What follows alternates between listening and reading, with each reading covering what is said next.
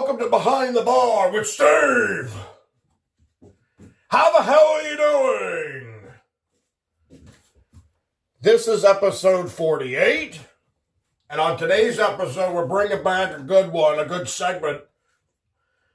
The return of the segment, Steve's Soapbox. So what is Steve's Soapbox? I see a lot of new viewership out there. There might be some people that do not know what Steve's Soapbox is. Steve's Soapbox is this show's ranting segment. To go on a rant, to get fired up about something.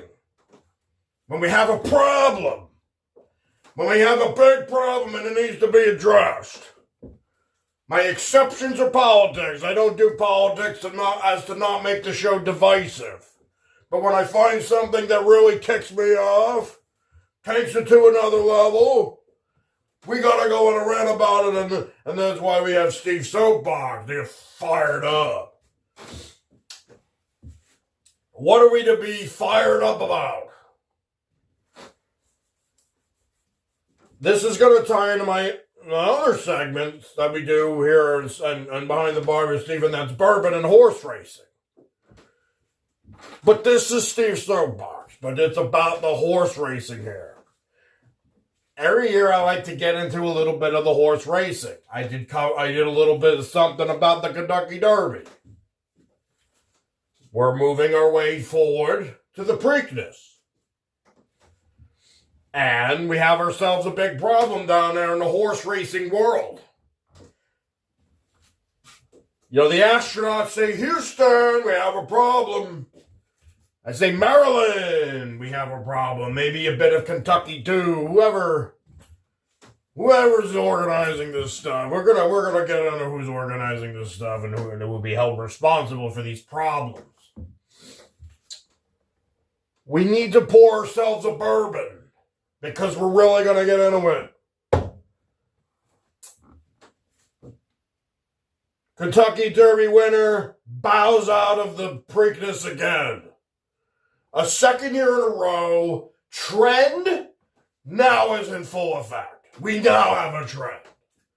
We were trying to avoid a trend, now we have a trend. I need some bourbon. Quick and easy little Buffalo Trace. Great bourbon, hard to get.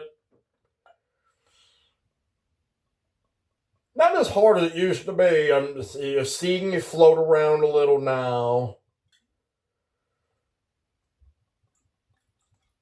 But when I have a nice full bottle of this, can't help myself but to give myself a nice pour. It's good stuff.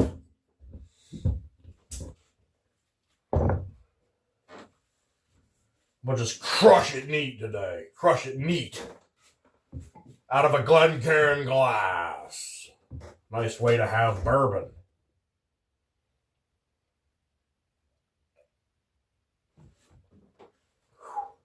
So let's get back into our topic. We saw the Kentucky Derby. 152nd. A Golden Tempo is the horse that won the race. He won the Kentucky Derby. He has a trainer named Sherry DeVoe. First lady to win a Triple Crown race. As a trainer of a horse. She said she would look into getting that horse into the Preakness. She had to look at the horse. She had to see what was going on with the horse. You know, as they start to run the horse a little bit, see if he's okay from after the Derby. I'm sure he's okay, but she feels concerned for the horse.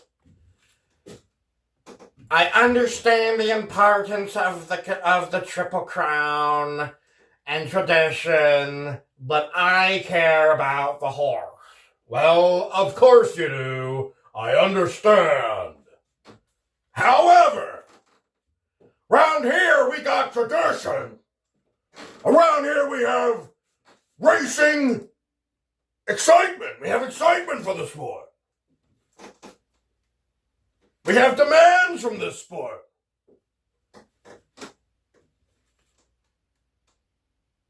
Used to be a no-brainer.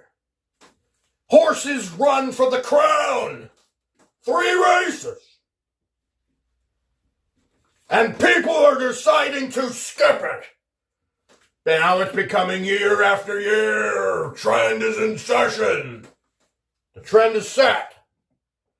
You need to have a repeat to have a trend. The repeat happened. The trend is in effect.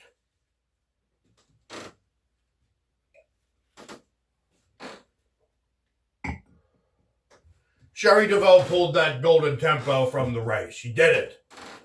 She said, I'm not doing it. I care about the horse. I believe you do. I believe you care about the horse. But like I said, we got our traditions. We have the excitement of the sport is dying. Because you're taking away what's supposed to happen, what we're supposed to expect, what we're going for, what we're trying for. We want to see it. We want to see it just at this point now, we just want to see an attempt. We just want to see him try for the Triple Crown. So, the overall topic of this Steve Soapbox rant is horses, especially the Kentucky Derby winner, skipping the Preakness. There's 3. If you're new to horse racing and are just here for the good rant, for the good episode, horse racing. We have 3 races this time of year. 3 of them. The most important of all horse racing. The Kentucky Derby, the Preakness Stakes, and the Belmont Stakes. The Kentucky Derby is obviously from Kentucky. The Preakness Stakes is from Maryland, Baltimore. And the Belmont is up in New York, Belmont. First and foremost, we have a problem with venue. The horse racing is supposed to take place at 3 very specific stadiums, locations, venues. And 2 of them this year, 2 of them are going to be used for the races. That's the Pimlico in Maryland. It's going to be taking place at this backup venue, this Laurel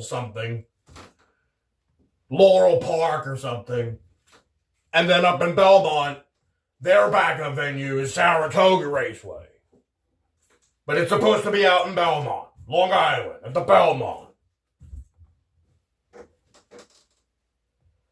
So we don't even have our proper venues. We're getting away from tradition, and we're being okay with it.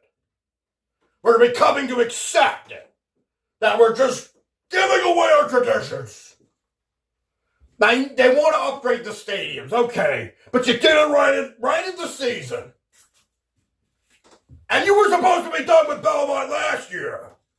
Getting ready for this year. Still not ready. So the horses, so when these owners and trainers we have to look at primarily decide to skip the Preakness, it's our problem. It's our big problem.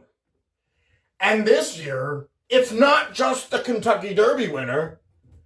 It's damn near all of them. All the horses. And fuck it. We're out. Except for one, that's Ocelli.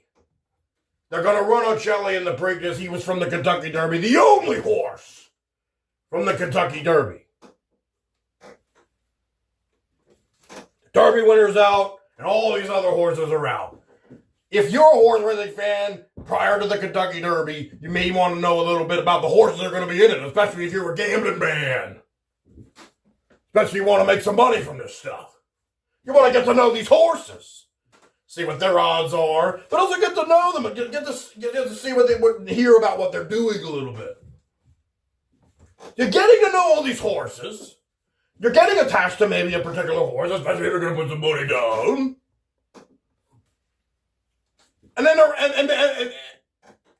the races run, and whatever happens, happens. Maybe a horse run, maybe your horse did not win.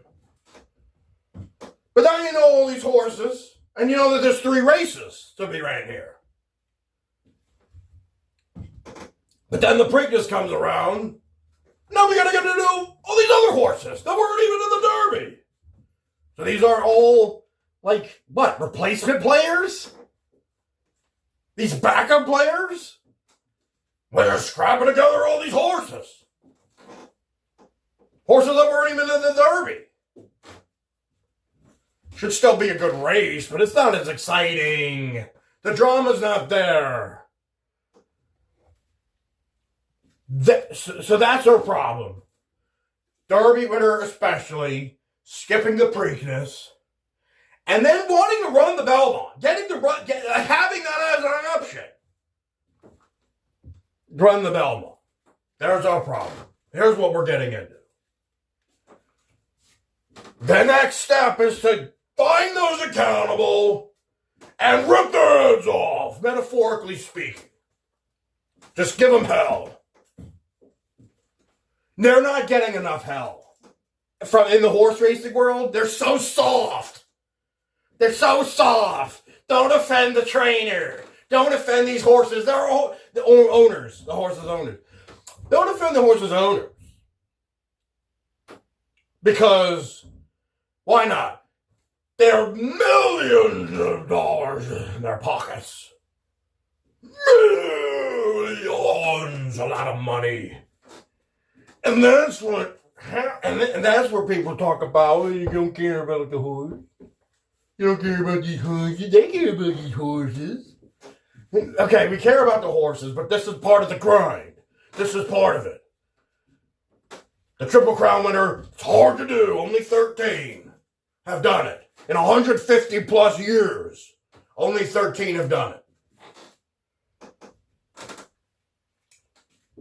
But the opportunity to try to see it is there every year. Used to be, not anymore. Here we go. The trend is trending up to. They're gonna just keep skipping it because there's nothing incentivizing them, and there's nothing making them have to do it, and there's no incentive to do it. These owners care about the money. So it's caring about the horses, or it's caring about the money. It's caring about the money. They're loaded with money, and they care about just a bit more. Now, okay, so there's a lot of worth in the horses, especially the one that wins the Kentucky Derby. That's now a horse that people would, they would, there's this thing called stud fees. They can make money off the horse for its breeding.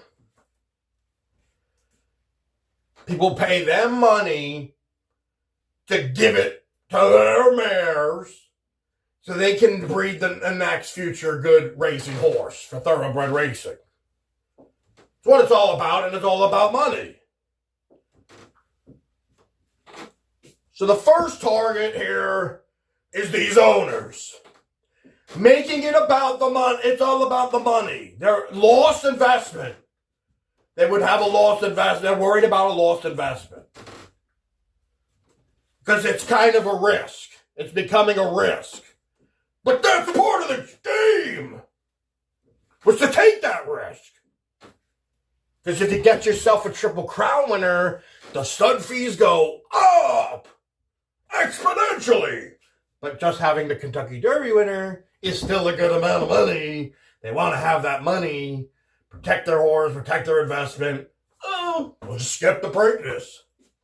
It's easier that way, and he's already gained a lot of worth. Something happens to him for the Preakness, he loses a lot of worth, if not all.